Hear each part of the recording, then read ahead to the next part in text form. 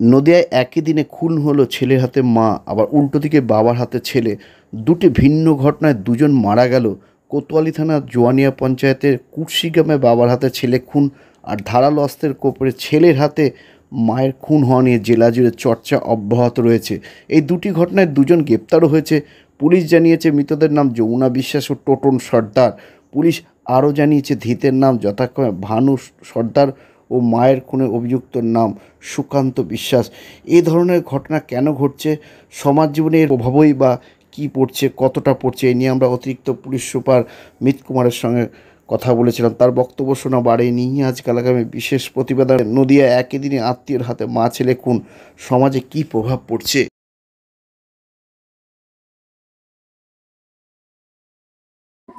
পাশের গ্রামে খেলা হচ্ছিল, ফুটবল খেলা। ওখানে মানে আমার ভাগনাতন নাম ওখানে খেলাধুলাতে কিছু খেয়ে ড্রিঙ্ক ফ্রিঙ্ক করে ওই অবস্থায় ছিল। রাত্রিরে বাড়ি এসছে, বাড়ি আসার পরে বাবা রিটায়ারমেন্ট নিয়েও একটা জায়গায় গেছিল। ওখান থেকে ঘুরে আসার পর একটা মোটর সাইকেল মানে দরজার সামনে রেখেছিল। রাখার পরে বাবা ছেলেকে বললো যে তোর মোটর সাইকেলটা কি রাস্তার মধ্যে রাখা একটু সরিয়ে রাখলে তো হয়। তারপরে ড্রিঙ্ক অবস্থায় আসে, থাকার পরে মানে মোটর সাইকেলটা লাথি মেরে ফেলে দেয়। ফেলে দেওয়ার পরেই নাও তোমার রাস্তা, এই দুই এক কথা হতে হতে এবার সে ড্রিঙ্ক করেছিল। ওই কথা বলার সঙ্গে সঙ্গে বাবাকে দু চার থাপড় মারে। ছেলেতে বাবাকে মারে। বাবা মার খেতে খেতে উপরে ঘরে চলে গেছে, ছেলেও চলে গেছে, মানে একটা মানে কি বলে শাবল নিয়ে চলে গেছে। তারপর বাবাকে মারবে। বাবার অবস্থায় সামনে একটা অস্ত্র ছিল, মানে বাড়ির কাজ করার জন্য। সে অস্ত্র দিয়ে কি করতে, সে মানে নিজেকে বাঁচানোর জন্য ছেলেকে ওইভাবে মেরে দিয়েছে। দুই এক চার কোপ মেরে দিয়েছে, হিসেব ছিল। ব্যাস, ওই ছেলের নিচে আস্তে আস্তে আস্তে মা মা বলতে বলতে ব্যাস ছেলে ওখানে মারা গেছে। বাবা সঙ্গে সঙ্গে থানায় ফোন করেছে, থানায় ফোন করার সঙ্গে সঙ্গে পুলিশে গেছে। বাবা নিজে স্যালেন্ডার হয়ে থানায়। ওর নাম ভানু সর্দার, ছেলের নাম টোটন সর্দার। গ্রাম হচ্ছে কুর্শি, আর পোস্ট হচ্ছে জোয়ানিকা ভালকো। এই 30/9/2024 আমরা রাত্রি 1:45 নাগাদ খবর পাই যে জোয়ানিয়ার অন্তর্গত কুর্শি গ্রামে ভানু সর্দার নামে এক ব্যক্তি তার বড় ছেলে টোটন সর্দারকে সিজার মানে কাঁচি দিয়ে সিভিয়ার উন্ড হয় এবং সঙ্গে সঙ্গে স্পট ডেড হয়, ব্লিডিং কন্ডিশন থাকে।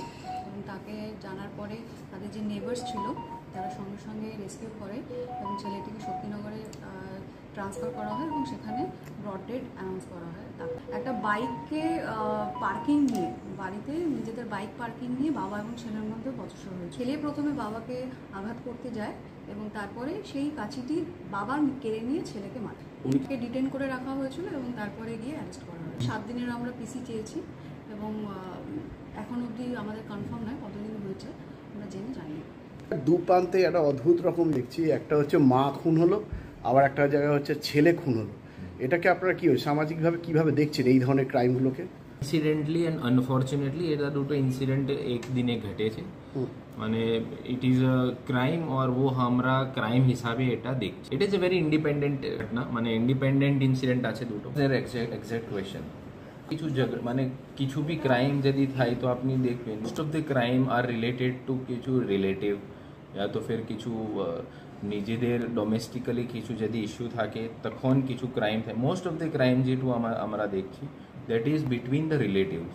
তো দিস টু ক্রাইমস এটা মানে এক্সটেনশন অফ দ্যাট ফ্যাক্ট। যদি কিছু ডোমেস্টিক ডিস্টারবেন্স থাকে তারপরে এটা ডোমেস্টিক হিসাবে এটা ক্রাইম হয়। মেডিকেল এক্সামিনেশনের রিপোর্ট এখন আসেনি, মেডিকেল এক্সামিনেশন যখন রিপোর্ট আসবে তারপরে আমি আপনাকে এক্স্যাক্ট মানে তারপরে এইসব কেস ডায়েরিতে রিফ্লেক্ট হবে আর ইনভেস্টিগেশন মধ্যে চলে আসবে। জোয়ানিয়াতে এই ঘটনা হয়েছে, অ্যালকোহল কনজামশনের কিছু পেশেন্ট ছিল, কিন্তু রিপোর্ট আসার পরেই ও শিওর হয়ে যাবে কি কেন ওটা ক্রাইম আছে। মানে উই ক্যানট জেনারেলাইজ ইট। এটা দুটো এক ঘটনা হয়েছে, আমরা এটা জেনারেলাইজ করতে পারি না কি এটা পুরো মানুষের পেশেন্টস এর মানে that is not possible and it should not be done also.